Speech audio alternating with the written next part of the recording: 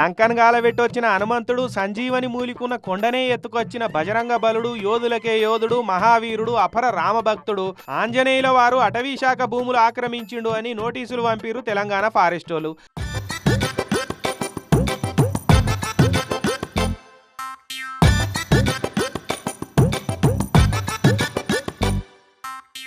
ఒక్క బుక్కల సూర్యుని మింగిన బాలాంజనేయుడు అటవీ శాఖ భూములను ఆక్రమించుకునుడా, రామనామ జపమే తప్ప ఇంకోటి తెలవని రామదూత భూములు ఆక్రమించుకునుడా. హోవ్వా, కలికాలం అంటే ఇదే కదా అని అనిపిస్తున్నది కదా మీకు. మతున్న పనేనా అని కొందరైతే కోపానికి కూడా వస్తురులే.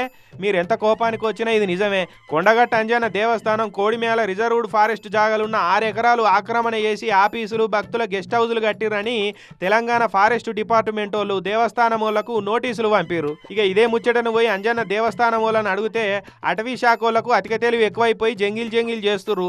అసలు